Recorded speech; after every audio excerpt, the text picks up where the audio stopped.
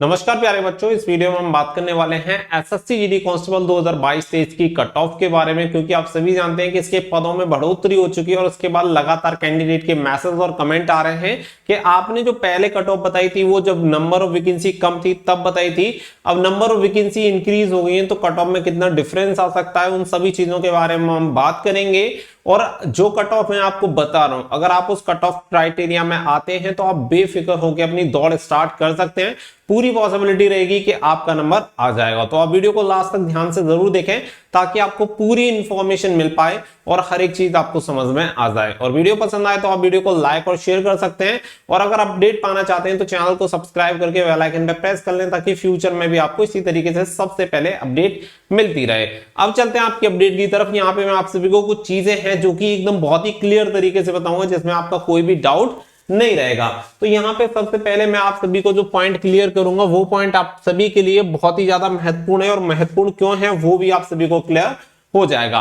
तो देखो, यहाँ पे मैंने आप सभी के सामने दो चीजें ले रखी हैं। सबसे पहला यहाँ पे मैंने डेटा ले रखा है 2021 वाली भर्ती का, और यहाँ पे ले रखा है 2022 वाली भर्ती का। अब इन दोनों ही चीजों में यहाँ पे आपको बहुत सारी चीजें एकदम से सॉल्व हो जाएंगी और आपको खुद से समझ में आ जाएंगी कि जो आपको कट ऑफ बताई जा रही है वो लो जाएगी या हाई जाएगी। मेरे बताने से पहले ही आप लोग बता सकते हैं कि कट ऑफ कितनी जाएगी, बस आपको पूरी चीजों को समझ लेना है। तो देखो, 2021 की अगर मैं बात करूं तो 2021 में नंबर ऑफ वैकेंसी थी आपकी 25,271। वहीं पे नंबर ऑफ एप्लीकेशंस की बात करें तो वहां पे 71 लाख फॉर्म आपके डाले गए थे। जो 2021 वाली भर्ती थी, 71 लाख क्यों डले थे वो भी मैं आपको बता दूंगा। और अगर हम अटेंडेंस की बात करें तो देखो, अटेंडेंस का क्या रहता है, हमेशा आपको देखने के लिए मिलेगा लगभग सिमिलर रहती है, 2-4% का अप डाउन रह जाए वो एक अलग बात है। तो हम यहाँ पे मानते हैं कि 2021 वाली में आपकी 60% अटेंडेंस रही थी, 40% कैंडिडेट एब्सेंट हो गए। सेम अब चलते हैं 2022 वाली भर्ती में। 2022 वाली भर्ती में टोटल जो आपके एप्लीकेशन फॉर्म डले वो डले 54 लाख फॉर्म। और ये जब डले हैं जब आप सभी को पता है कि यहाँ पे 3 साल का रिलैक्सेशन दिया गया था।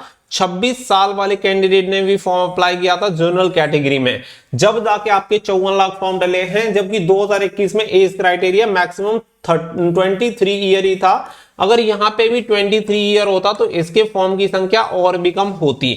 ऐसा हुआ क्यों कि 2021 में आपके 71 लाख फॉर्म डले, 2022 में आपके 54 लाख फॉर्म ही रहे, जबकि यहाँ पे एज रिलैक्सेशन भी मिला था। तो इसका रीजन भी मैं आपको बता दूंगा। अब देखो, यहाँ पे आप देखोगे तो यहाँ पे टोटल 50,187 वैकेंसी अब तक आपकी हो चुकी हैं। हमने यही मान के चले हैं कि 60% यहाँ पे भी जो अटेंडेंस है वो 60% रही। तो इस हिसाब से यहाँ पे हमने डेटा को लिया है। अब देखो, सबसे पहली चीज तो आप समझो कि 2021 से पहली वाली भर्ती कब हुई थी। तो आप सभी जानते होंगे मे बी कि 2018 में एसएससी जीडी कांस्टेबल की भर्ती हुई थी। यानी कि 2021 वाली जो भर्ती आपकी आती है वो 3 से 4 साल बाद यहाँ पे भर्ती आती है 2021 में।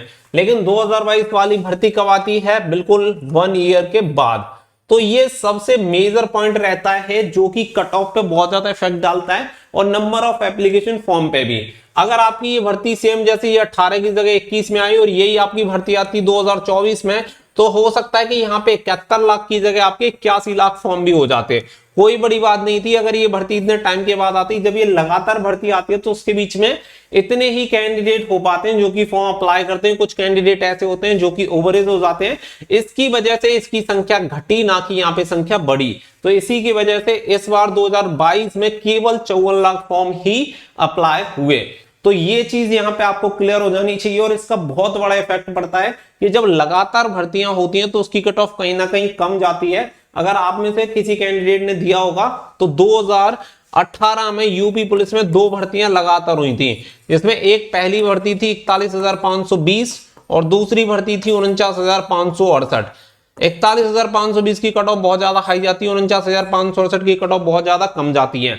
रीजन सिर्फ एक है कि 2018 में ही 2 भर्ती निकाल दी गई। तो पहली भर्ती में कुछ कैंडिडेट ओवरेज हुए, जबकि आप सभी को बता दें कि 49,568 में 1 ईयर का रिलैक्सेशन भी दे दिया गया था। उसके बाद भी यहाँ पे 49,568 में कट ऑफ कम गई थी। तो जब आपकी बैक टू बैक यहाँ पे भर्तियां होती हैं तो आपको बहुत ही ज्यादा इफेक्ट इन चीजों का देखने के लिए मिलता है। अब यहाँ पे हम एक और चीज देखेंगे, तो अटेंडेंस हमने 60% ली, तो यहाँ पे टोटल हम मान के चलते हैं कि 42,60,000 कैंडिडेट ने एग्जाम दिया।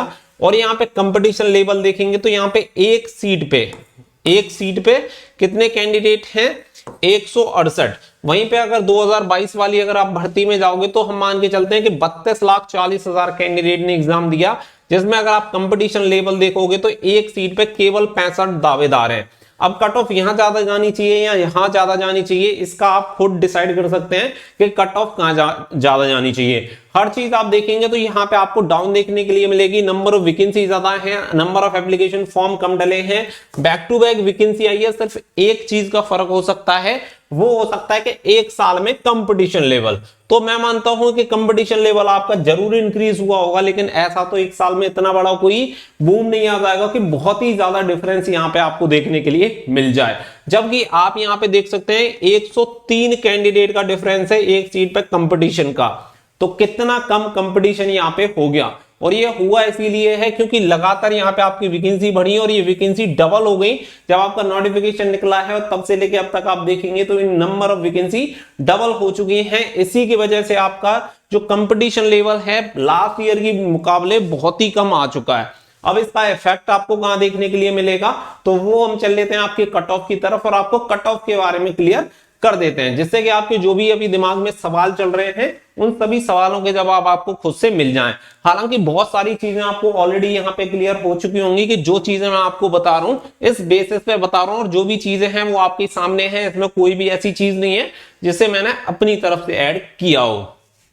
अब चलते हैं आपकी कुछ और चीजों की तरफ और उनको यहाँ पे क्लियर करते हैं। तो देखो कट ऑफ की तरफ यहाँ पे मैं आ चुका हूं, कट ऑफ देख लेते हैं। यहाँ पे मैंने आपको जब एक वीडियो बनाई थी जो कि स्टार्टिंग में शायद बहुत सारे लोगों से पहले ही बना दी थी, तो उसमें मैंने आप सभी के लिए ये कट ऑफ बताई थी, जिसमें मैंने बोला था आपसे कि आपकी जो जनरल की कट ऑफ रहेगी वो 110 नंबर रहेगी। ये कौन सी स्टेट के लिए था, जिन स्टेट की कट ऑफ हमेशा सबसे ज्यादा जाती है, जैसे कि आपका यूपी हो गया, बिहार हो गया, राजस्थान हो गया एंड आपका हरियाणा हो गया। तो ये स्टेट कुछ ऐसी हैं जहां पे सबसे ज्यादा कट ऑफ आपको देखने के लिए मिलती है। अब इसमें ओबीसी की मैंने आपको बोली 106 यानी कि 106 नंबर ऑफ क्वेश्चन आप देख सकते हैं। जैसे कि अगर मेल की हम बात करें तो लगभग 55 क्वेश्चन यहाँ पे आपके बनते हैं, यहाँ पे आपके 53 क्वेश्चन आपके बनते हैं। इस तरीके से मैंने आपको मेल कैंडिडेट के लिए कट ऑफ बताई थी।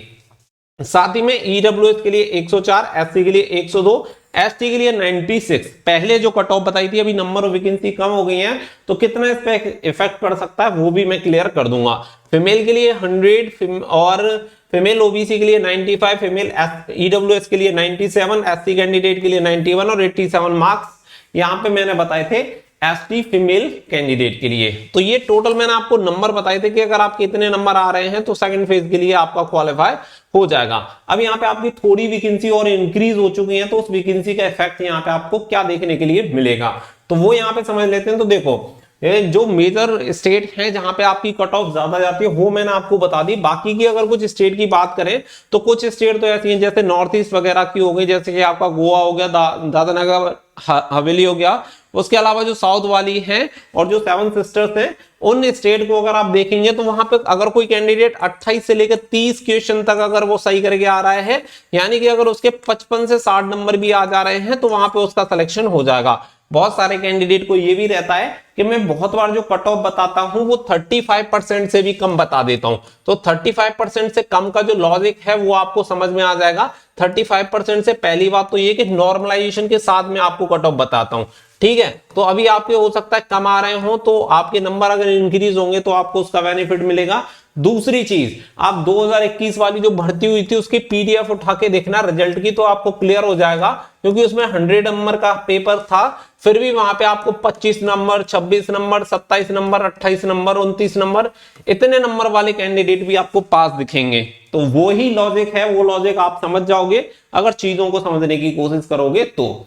अब देखो ये तो मैंने लास्ट के अकॉर्डिंग यहाँ पे बता दिया। अब यहाँ पे आपकी वैकेंसी थोड़ी सी इंक्रीज हो गई है, लगभग 3700 वैकेंसी आपकी इंक्रीज हुई है, तो उसका इफेक्ट क्या पड़ेगा। पहली बात, जरूरी नहीं है कि ये जो वैकेंसी है हर एक स्टेट के हर एक जगह पे बट में आई हो, जैसे नक्सल बॉर्डर। कुछ स्टेट ऐसी भी हैं जहां पे एक भी वैकेंसी इंक्रीज नहीं हुई है, ठीक है। कुछ स्टेट जैसे कि बॉर्डर के कुछ स्टेट हैं वो सारे मैटर करेंगे, वहां पे अगर कोई वैकेंसी इंक्रीज नहीं हुई है तो उस पर कोई इफेक्ट नहीं पड़ेगा, ठीक है। बाकी का जो मिड वाले हैं, जैसे कि देखो एमपी हो गया, आपका झारखंड हो गया, एंड आपका पंजाब हो गया, जम्मू कश्मीर हो गया, अगर मैं इनकी बात करूं तो ये लगभग अपने आप को ये मान के चल सकते हैं कि लगभग ये 48 से 50 के आसपास भी अगर इनके क्वेश्चन सही आ रहे हैं तो आराम से इनका सिलेक्शन हो जाएगा जनरल कैटेगरी में। 48 से 50 आराम से, और कम पे भी जा सकता है। कुछ स्टेट इससे भी कम पे जाएंगे, जैसे वेस्ट बंगाल है, वेस्ट बंगाल भी आराम से इससे काफी कम पे, लगभग अगर आप 45 से लेके ये मान सकते हैं 48-49 के बीच में अगर आपके क्वेश्चन सही होंगे तो आपका सिलेक्शन हो जाएगा। अब यहाँ पे इसका इफेक्ट आपको ये देखने के लिए मिलेगा, जहां आपकी 110 कट ऑफ थी, हो सकता है कि लगभग 109 और 108 के आसपास आपकी कट ऑफ हो सकती है, क्योंकि 1 से 2 नंबर जब नीचे घटती आते हैं तो वहां पे हजारों की संख्या में आपको कैंडिडेट देखने के लिए मिलते हैं, तो केवल यही डिफरेंस आपको देखने के लिए मिलेगा। और अगर आपके इसके बीच में अगर आपके नंबर आ रहे हैं तो आप बेधड़क होके अपनी रनिंग की तैयारी शुरू कर दें, निश्चित तौर पर आपका नंबर आ जाएगा, आपको ज्यादा परेशान होने की जरूरत नहीं है। और उम्मीद की सारी चीजें हैं, तो आपको खुद पे बिलीव करना पड़ेगा, तभी ये सारी चीजें पॉसिबल हो पाएंगी। ये जो मैंने चीजें आपको बताई हैं किसी ना किसी बेसिस पे बताई हैं, और जो भी बेस है आपके सामने है, तो सारी चीजें आपको क्लियर कर दी गई हैं। उम्मीद कर रहा हूं कि आपके जो भी सवाल रहे होंगे इस वीडियो में क्लियर हुए होंगे। मैं ज्यादा से ज्यादा कैंडिडेट को ये चाहता हूं कि आप डिमोटिवेट ना हो और अपनी तैयारी को कंटिन्यू रखें, ताकि आपको फिजिकल के टाइम कोई दिक्कत ना हो। मैं ऑलरेडी आपको 2 से 3 बार बता चुका हूं कि फिजिकल में बहुत ही ज्यादा कैंडिडेट फेल होते हैं, और आपको उस फेल वाली लिस्ट में किसी भी कीमत पे ऐड नहीं होना है। तो अपनी फिजिकल की तैयारी पहले से शुरू रखें, ताकि आपको ये प्रॉब्लम ना झेलनी पड़े। उम्मीद कर रहा हूं चीजें आपको कहीं ना कहीं क्लियर हुई होंगी। अगर वीडियो पसंद आई हो तो वीडियो को लाइक शेयर करके चैनल को सब्सक्राइब कर सकते हैं, और बेल आइकन पर प्रेस कर लेना, ताकि फ्यूचर में भी अपडेट मिलती रहे। मिलेंगे नेक्स्ट वीडियो में, फिलहाल के लिए बस इतना ही। So thank you for watching. जय हिंद, जय भारत।